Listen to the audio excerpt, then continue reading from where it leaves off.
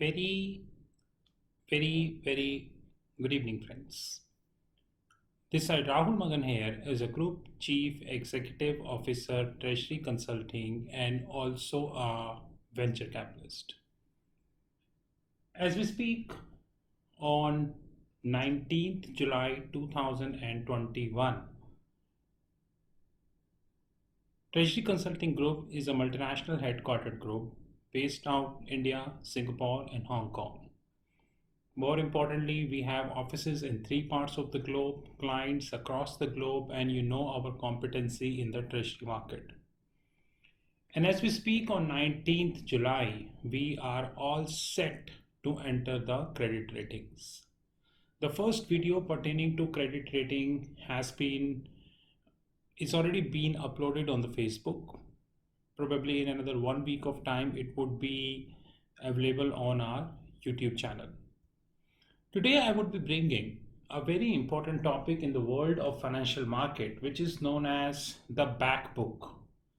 I don't know how many of you ever heard about that and how many of you even know about that.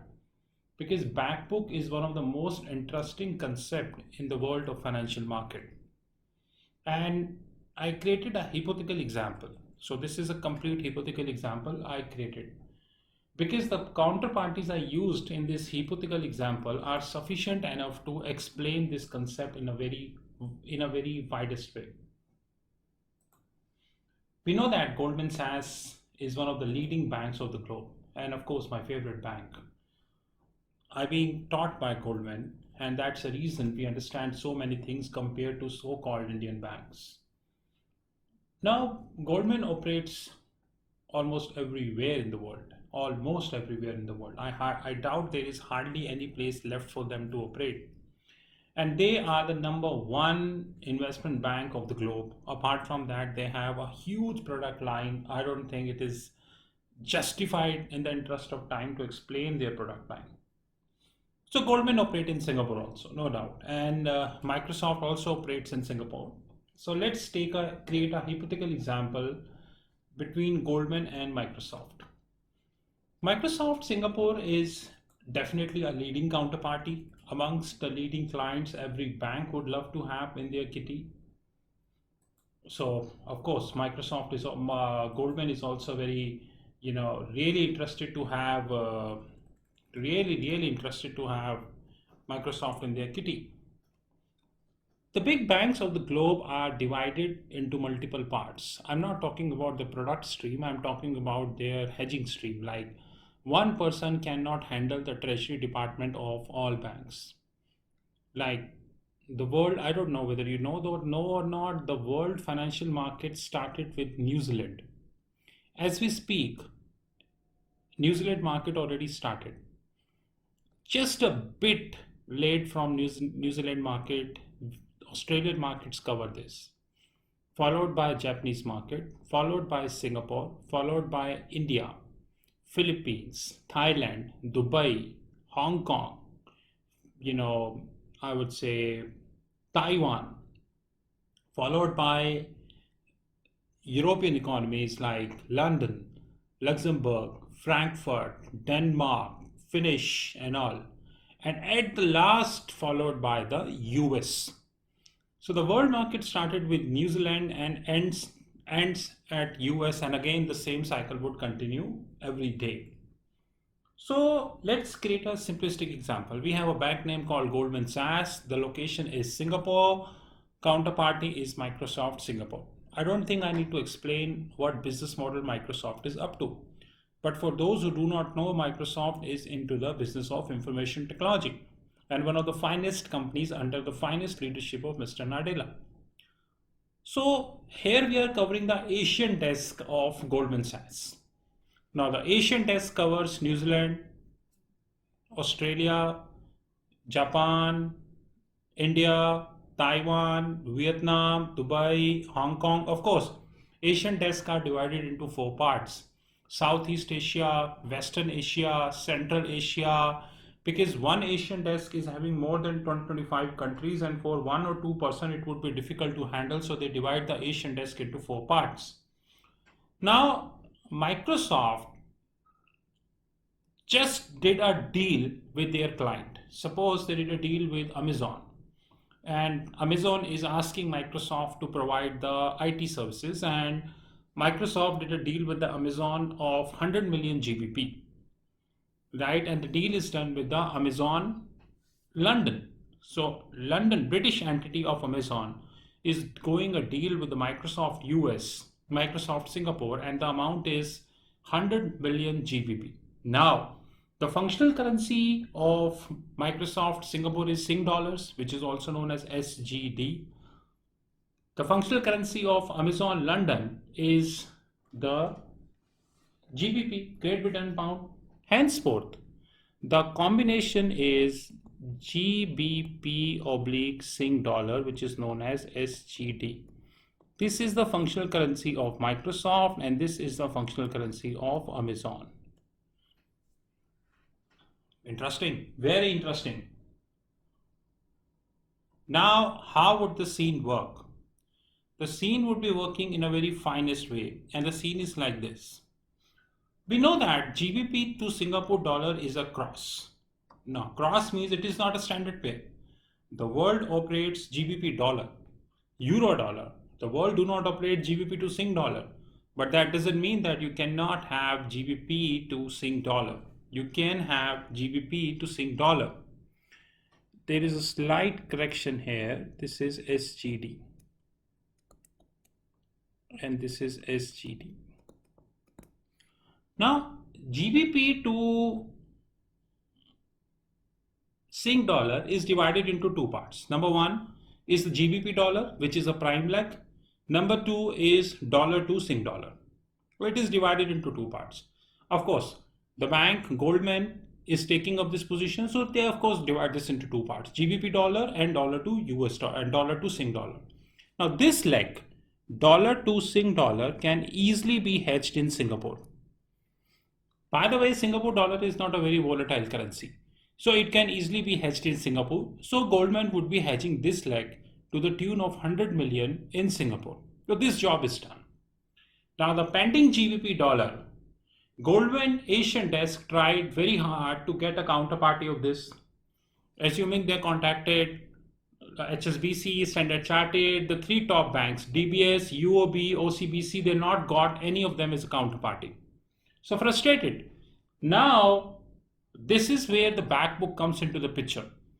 Goldman Asian desk tried very hard, but they are unable to get that. That doesn't mean they would be selling at a lower price. No, they won't be selling at a lower price. It is Goldman.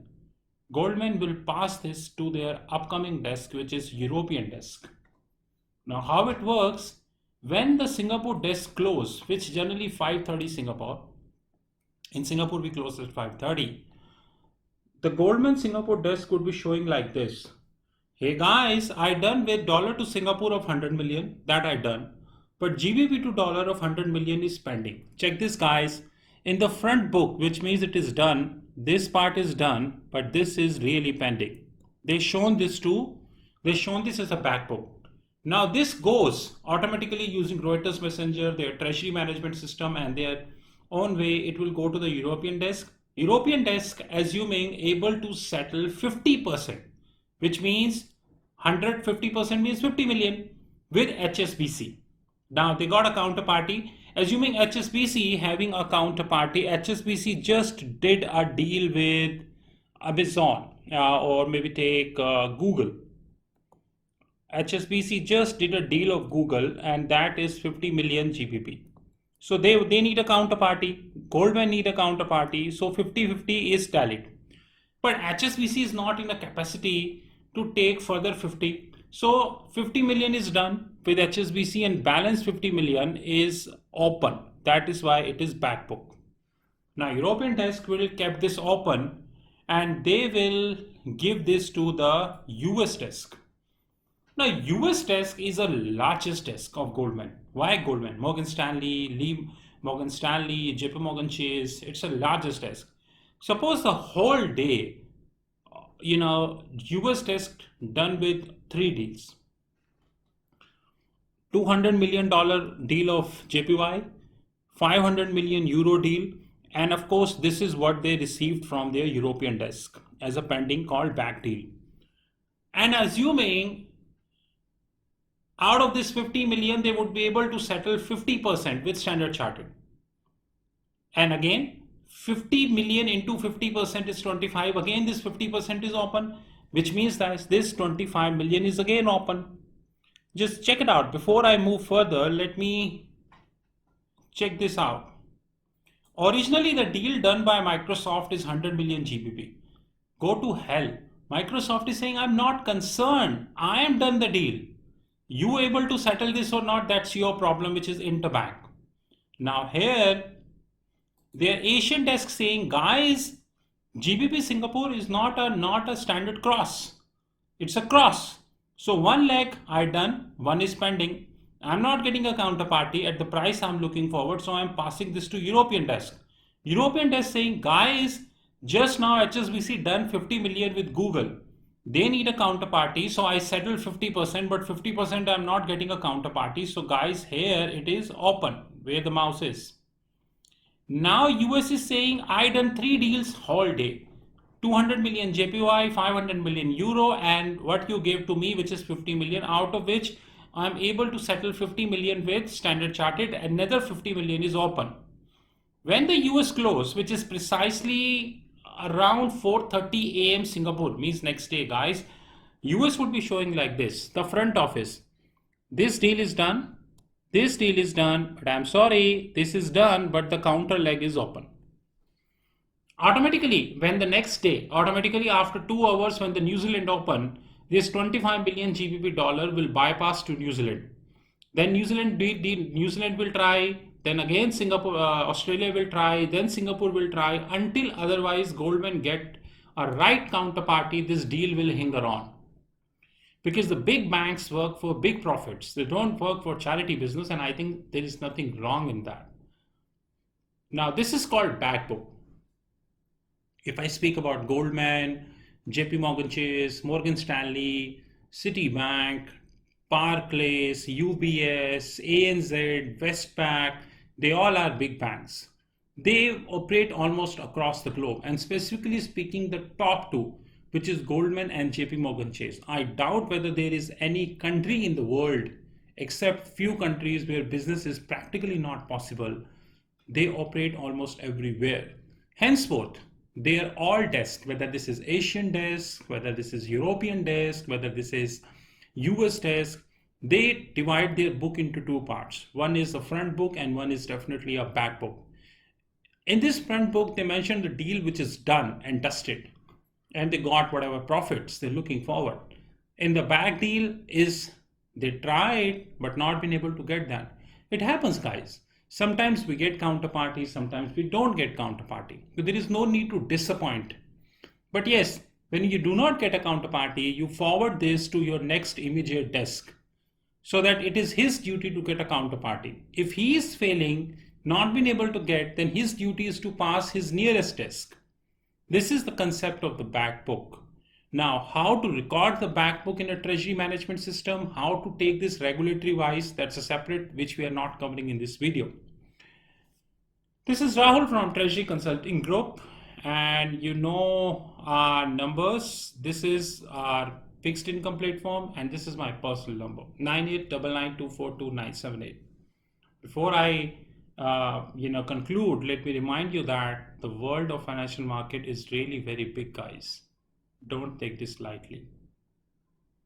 Have a great time ahead. Thank you, guys.